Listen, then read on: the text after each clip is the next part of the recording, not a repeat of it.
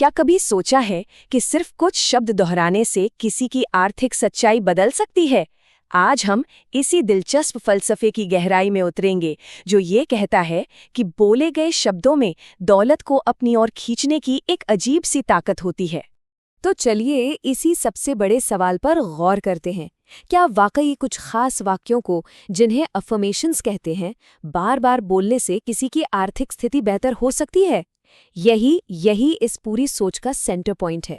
तो असल में इसके पीछे का आइडिया ये है कि कुछ पॉजिटिव सेंटेंस को अगर लगातार दोहराया जाए, एक आदत बना ली जाए, तो पैसा और कामयाबी वो आपकी तरफ खींचने लगते हैं।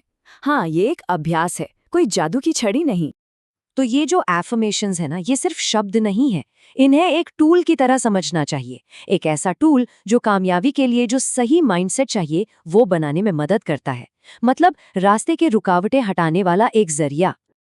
अब सवाल ये उठता है कि भाई ये काम कैसे करता है?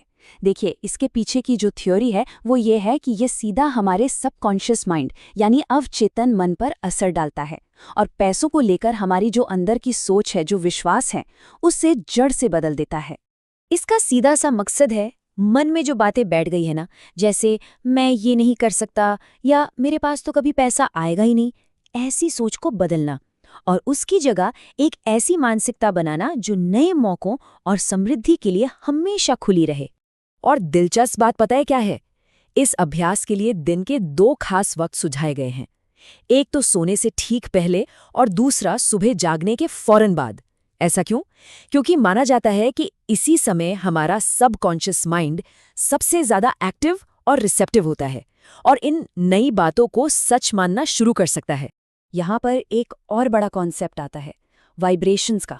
कहा यह जाता है कि जब इन एफर्मेशंस को सिर्फ बोला नहीं बल्कि पूरी भावना के साथ महसूस किया जाता है, तो ये हमारे शरीर की ऊर्जा या कह ले के वाइब्रेशंस को बढ़ा देते हैं।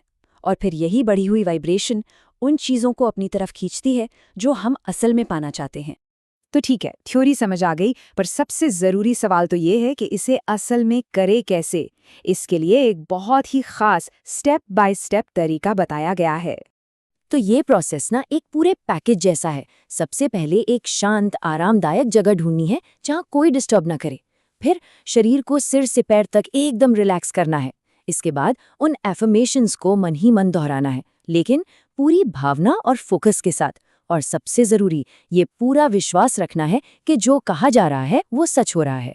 चलिए अब कुछ असल एफर्मेशंस को देखते हैं जो इस पूरी प्रैक्टिस की जान है। पहला और सबसे बुनियादी मंत्र है, मैं एक मनी मैग्नेट हूं। पैसा मेरी तरफ जल्दी और आसानी से आकर्षित होता है। ये आपकी पहचान ही बदल देता है। मतलब खुद को एक ऐसे इंसान के तौर पर देखना जिसकी तरफ पैसा नेचुरली खिंचा चला आता है।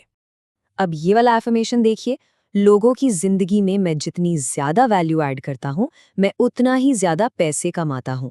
ये बहुत दिलचस्प है क्योंकि ये पैसा कमाने को दूसरों की मदद करने से जोड़ता है। मतलब ये सिर्फ लेना देना नहीं, बल्कि एक मीनिंगफुल प्रोसेस बन जाता है। और फिर ये, मैं बहुत सारे पैसों को मैनेज करने के काबिल हूँ, मेरी इनकम लगातार बढ़ रही है। यहाँ एक और जरूरी थीम सामने आती है, सेल्फ वर्थ की। मतलब ये मानना कि कोई सिर्फ पैसा पाने के ही नहीं बल्कि उसे अच्छे से संभालने के भी काबिल है। तो इन सभी एफर्मेशंस में कुछ बातें कॉमन हैं जो बार बार आती हैं, जैसे कि पैसे को खुशी और आराम का जरिया मानना, जो भी आर्थिक मदद मिल रही है उसके लिए यूनिवर्स का शुक्रगुजार होना, और ये मानना कि हमारे अपने काम ही हमारी समृद्धि बनाते हैं। ये सब एक पॉजिटिव मनी माइंडसेट तैयार करते हैं। लेकिन यहाँ एक बहुत ही जरूरी शर्त है और इस पर बार बार जोर दिया गया है, सिर्फ शब्द दोहराने से काम नहीं बनने वाला। ये बात बिल्कुल साफ है, एफर्मेशंस सोच बदलने का एक जरिया है, मेहनत का कोई शॉर्टकट या विकल्प नहीं है। तो इस अभ्यास को अगर काम में लाना है तो 3 चीजें एक साथ चाहिए। पहली, गहरी भावना, मतलब शब्दों को सिर्फ बोलना नहीं, उन्हें महसूस करना है। दूसरी, असल दुनिया में एक्शन, यानी मौके बनाने के लिए मेहनत भी करनी है। और तीसरी, अटूट विश्वास, प्रोसेस और उसके नतीजे पर पूरा यकीन होना जरूरी है। तो आखिर में इन एफर्मेशंस को एक कैटलिस्ट की तरह देखना चाहिए। ये वो चिंगारी हैं जो सही माइंडसेट तैयार करती हैं, और यही माइंडसेट फिर अपने सपनों को हकीकत में बदलने के लिए ज़रूरी कदम उठाने की हिम्मत और ताकत देता है।